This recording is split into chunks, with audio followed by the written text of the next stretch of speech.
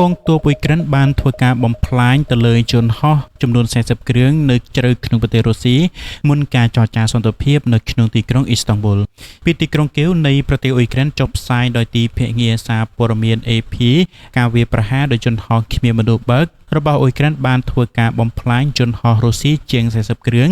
នៅជ្រៅក្នុងទឹកដីរុស្ស៊ី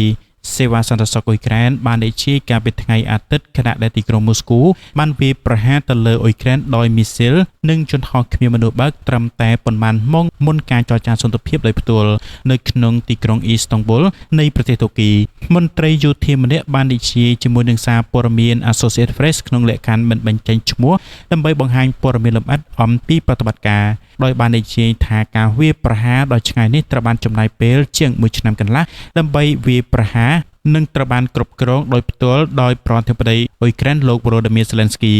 នៅក្នុងសន្ទរកថានាពេលល្ងាចរបស់លោក Zelensky បាននិយាយថាយន្តហោះគ្មានមនុស្សបើកចំនួន117គ្រឿងត្រូវបានប្រើប្រាស់ក្នុងប្រតិបត្តិការលោកបានអះអាងថាប្រតិបត្តិការនេះត្រូវបានដាក់ចេញពីការិយាល័យមួយនៅក្បែរទីស្នាក់ការកណ្ដាល FSB ក្នុងតំបន់ FSB គឺជាសេវាស៊ើបការសម្ងាត់និងសន្តិសុខរបស់រុស្ស៊ីប្រភពយោធាបាននិយាយថាវាគឺជាប្រតិបត្តិការស្មុគស្មាញខ្លាំងមន្ត្រីបាននិយាយថាយន្តហោះគ្មានមនុស្សបើកបានធ្វើការវាយប្រហារទៅលើយន្តហោះចំនួន41គ្រឿងដែលឈរជើងនៅអាកាសយានដ្ឋានយោធាកាលពីរសៀលថ្ងៃអាទិត្យរួមទាំងយន្តហោះ A50 Tu-95 និង Tu-22M ផងដែរកន្លងមកទីក្រុងមូស្គូធ្លាប់បានប្រើប្រាស់យន្តហោះទម្លាក់គ្រាប់បែករយៈចម្ងាយឆ្ងាយ Tupolev Tu-95 និង Tu-22 ដើម្បីធ្វើការបាញ់ទម្លាក់មីស៊ីលនៅអ៊ុយក្រែនខណៈយន្តហោះ A50 ត្រូវបានប្រើប្រាស់ដើម្បីសម្របសម្រួលគោលដៅនិងស្វែងរកការការពារដែនអាកាសនិងមីស៊ីលវាយប្រហារសេវាសន្តិសុខនៃប្រទេសអ៊ុយក្រែនបាននិយាយថាប្រតិបត្តិការដែលមានឈ្មោះកូថាគេហទំព័របានបំផ្លាញកងនាវាផ្ទុកមីស៊ីលផ្លូវអាកាសរបស់រុស្ស៊ីចំនួន 34% ជាមួយទៅនឹងការខូចខាតប៉ាន់ស្មានថាមានចំនួន $7,000 លានការទាមទារមិនអាចផ្ទៀងផ្ទាត់ដោយឯករាជ្យបានទេក្រសួងការពារជាតិរុស្ស៊ីក្នុងសេចក្តីថ្លែងការណ៍មួយបានអះអាងពីការវាយប្រហារបានបំផ្លាញយន្តហោះនិងបានបង្កឲ្យមានការបាញ់ប្រហារទៅលើមូលដ្ឋានទ័ពអាកាសនៅក្នុងតំបន់អៃខុតចម្ងាយជាង 4,000 គីឡូម៉ែត្រពីប្រទេសអ៊ុយក្រែនក៏ដូចជានៅតំបន់មូម៉ាន់នៅភាគខាងជើងក្រសួងបាននិយាយថាការវាយប្រហារត្រូវបានវាយលុកនៅក្នុងតំបន់អេម៉ូនៅចុងបូព៌ានៃប្រទេសរុស្ស៊ីនិងតំបន់ភាគខាងលិចនៃតំបន់អៃវ៉ាន់ដាវូនិងរីសានរដ្ឋមន្ត្រីក្រសួងការពារជាតិសហរដ្ឋអាមេរិកលោក Pedersen បានទទួលព័ត៌មានសង្ខេបអំពីការវាយប្រហាររបស់អ៊ុយក្រែនទៅលើប្រទេសរុស្ស៊ីអំឡុងពេលឈប់សម្រាកនៅឯមូលដ្ឋានទ័ពអាកាស Nelly ហើយកំពុងតាមដានស្ថានភាពមន្ត្រីការពារជាតិជាន់ខ្ពស់មួយរូបក៏បាននិយាយក្នុងលក្ខខណ្ឌមិនបញ្ចេញឈ្មោះដើម្បីពិភាក្សាអំពីបញ្ហាដ៏រសើបដែលសហរដ្ឋអាមេរិកមិនត្រូវបានផ្ដល់ការជូនដំណឹងមុនការវាយប្រហារនោះទេមន្ត្រីរូបនេះបាននិយាយថាវាតំណាងឲ្យកម្រិតនៃភាពទំនើបដែលសហរដ្ឋអាមេរិកមិនបានឃើញពីមុនមកការវាយប្រហារដោយយន្តហោះគ្មានមនុស្សបើកបានកាត់ឡើងតែមួយថ្ងៃខណៈដែលលោក Zelensky បាននិយាយថាអ៊ុយក្រែននឹងបញ្ជូនគណៈប្រតិភូទៅកាន់ទីក្រុងអ៊ីស្តង់ប៊ុលសម្រាប់ការប្រជុំថ្មីលើកទី2នៃការចរចាសន្តិភាពដោយផ្ទាល់ជាមួយនឹងរុស្ស៊ីនៅថ្ងៃច័ន្ទនេះនៅក្នុងសេចក្តីថ្លែងការណ៍មួយនៅលើប្រព័ន្ធ Telegram លោក Zelensky បាននិយាយថារដ្ឋមន្ត្រីការពារជាតិគឺលោក Rustam Umerov និងថ្នាក់ដឹកនាំគណៈប្រតិភូអ៊ុយក្រែនលោក Zelensky បាននិយាយថាយើងកំពុងធ្វើអ្វីគ្រប់យ៉ាងដើម្បីការពារឯករាជ្យភាពរដ្ឋរបស់យើងនិងប្រជាជនរបស់យើងមន្ត្រីអ៊ុយក្រែនពីមុនបានអំពាវនាវឲ្យវិមានក្រំឡាំងផ្ដល់អនុសារណៈដែលបានសន្យាកំណត់ពីជំហររបស់ខ្លួននៅក្នុងការបញ្ចប់សង្គ្រាមមុនពេលកិច្ចប្រជុំកើតឡើងទីក្រុងមូស្គូបាននិយាយថាខ្លួននឹងចែករំលែកអនុសារណៈរបស់ខ្លួននៅក្នុងអំឡុងពេលកិច្ចចរចាកងទ័ពអាកាសអ៊ុយក្រែនក៏បាននិយាយផងដែរថាកាលពីថ្ងៃអាទិត្យប្រទេសរុស្ស៊ីក៏បានធ្វើការបាញ់បង្ហោះយន្តហោះគ្មានមនុស្សបើកចំនួន472គ្រឿងដែលជាចំនួនដ៏ច្រើនបំផុតទៅលើប្រទេសអ៊ុយក្រែនចាប់តាំងពីការលុកលុយពេញលេញក្នុងខែកុម្ភៈឆ្នាំ2022ប្រធានផ្នែកទំនាក់ទំនងសម្រាប់កងទ័ពអាកាសបាននិយាយថាកងកម្លាំងរុស្ស៊ីក៏បានធ្វើការបាញ់មីស៊ីលចំនួន7គ្រាប់នៅក្បែររនាំងការពារយន្តហោះគ្មានមនុស្សបើកកាលពីព្រឹកថ្ងៃអាទិត្យកងទ័ពអ៊ុយក្រែនបាននិយាយថាយ៉ាងហោចណាស់សមាជិកសេវាកម្មអ៊ុយក្រែនចំនួន12នាក់ត្រូវបានសម្លាប់និងជាង60នាក់បានរងរបួសនៅក្នុងការវាយប្រហារដោយមីស៊ីលរបស់រុស្ស៊ីទៅលើអង្គភាពហ្វឹកហ្វឺនកងទ័ពមួយ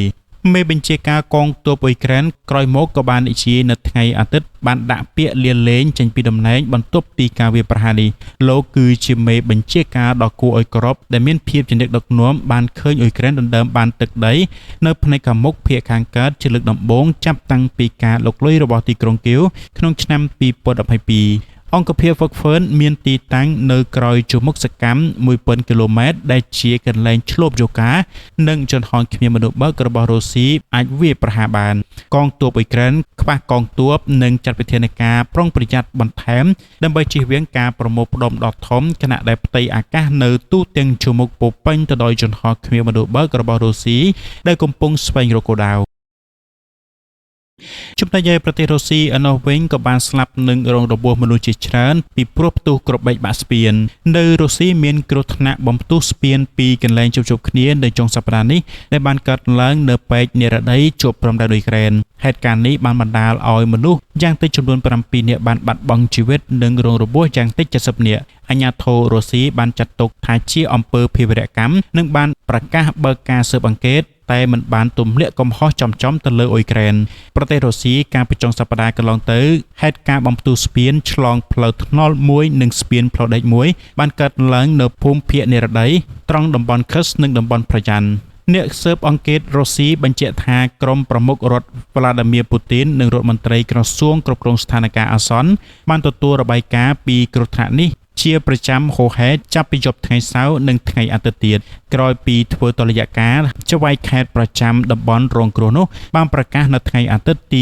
1ខែមិថុនានិងបញ្ជាក់ថាការផ្ទុះស្ពានជាលើកទី1បានសម្លាប់មនុស្សយ៉ាងហោចណាស់ចំនួន7នាក់និងរងរបួសប្រមាណជា99នាក់ចំណែកការផ្ទុះលើកទី2អ្នកបើកបររថភ្លើងរុស្ស៊ីពុំប្រាប់ពីចំនួនជនរងគ្រោះឡើយដោយគ្រាន់តែឲ្យដឹងថាជនរងគ្រោះទាំងអស់ត្រូវដឹកទៅសង្គ្រោះបន្ទាន់នៅមន្ទីរពេទ្យអាជ្ញាធររុស្ស៊ីចាត់ទុកការបំផ្ទុះស្ពានផ្ទួនគ្នានៅគ្រានេះថាជាអំពើភេរវកម្មនិងបានប្រកាសបើកការស៊ើបអង្កេតគិតមកត្រឹមរសៀលថ្ងៃអាទិត្យទី1ខែមិថុនាភាគីរុស្ស៊ីពុំបានភ្ជាប់អំពើភេរវកម្មបំផ្ទុះស្ពាននេះទៅនឹងចំនួនអ៊ុយក្រែនឬក៏ទម្លាក់កំហុសទៅលើអ៊ុយក្រែនដោយផ្ទាល់នោះទេចំណែកអាជ្ញាធររុស្ស៊ីក៏បានស្ដីបន្ទោសទៅលើសកម្មភាពខុសច្បាប់ដែលបណ្ដាលឲ្យកើតហេតុគ្រោះថ្នាក់យ៉ាងដូចនេះផ្ទុយទៅវិញអ៊ុយក្រែនពុំចេញសេចក្តីអត្ថាធិប្បាយជាផ្លូវការណាមួយអំពីហេតុការណ៍នេះទេទោះបីមិនដេចក្តីប្រព័ន្ធបណ្ដាញឃោសនាព័ត៌មានបច្ឆិមរលកបានផ្ដោតចំណាប់អារម្មណ៍ទៅលើស្នាដៃក្រុមយុវជនរុស្ស៊ីទៅវិញជាស្ដែងការពីដើមខែមេសាតុលាការរុស្ស៊ីនៅក្នុងតំបន់វូកូក្រាតភាគនិរដីនៃប្រទេសរុស្ស៊ីដែលនៅឆ្ងាយគួរសមពីព្រំដែនអ៊ុយក្រែនគឺបានកាត់ទោសយុវជនរុស្ស៊ីម្នាក់វ័យត្រឹម23ឆ្នាំឲ្យជាប់ពន្ធនាគាររហូតដល់14ឆ្នាំអំពើបទល្មើសដុតបំផ្លាញហេដ្ឋារចនាសម្ព័ន្ធផ្លូវដែករូបគេនេះក៏បានសារភាពទទួលស្គាល់អំពើល្មើសនិងចាត់ទុកទង្វើខ្លួនថាជាសកម្មភាពគាំទ្រអ៊ុយក្រែននៅតំបន់ក្បែរនោះស្ថិតនៅភូមិនិរដីរុស្ស៊ីដែរគឺតំបន់សារ៉ាតើមានយុវជនរុស្ស៊ីវ័យ24ឆ្នាំដូចគ្នាចំនួន2នាក់បានបំផ្លាញហេដ្ឋារចនាសម្ព័ន្ធផ្លូវដែកផងដែរពួកគេទាំង2នាក់ត្រូវបានតុលាការរុស្ស៊ីកាត់ទោសឲ្យជាប់ពន្ធនាគារម្នាក់12ឆ្នាំនិងម្នាក់ទៀត14ឆ្នាំគួរជ្រាបផងដែរថាចាប់តាំងពីការផ្ទុះសង្គ្រាមឈ្លានពានអ៊ុយក្រែនមកសកម្មភាពវាយប្រហារបំផ្លិចបំផ្លាញសម្បត្តិសាធារណៈដែលកើតពីស្នាដៃពលរដ្ឋរុស្ស៊ីខ្លួនឯងមានជាហូហែដែលភាគច្រើនជាស្នាដៃយុវជនរុស្ស៊ីហើយខ្លះជាអនិច្ចជនក្មេងៗជាទូទៅភាគីអ៊ុយក្រែនពុំប្រតិកម្មអ្វីចំពោះការបំផ្លិចបំផ្លាញដែលកើតឡើងរបៀបនេះក្នុងទឹកដីរុស្ស៊ីនោះទេហើយហេតុការណ៍គ្រោះថ្នាក់យ៉ាងដូចនេះបើកើតឡើងកាន់តែច្រើនលើគូសត្រូវរបស់ខ្លួននោះអ៊ុយក្រែនទំនងជាកាន់តែត្រេកអរទៅវិញទេ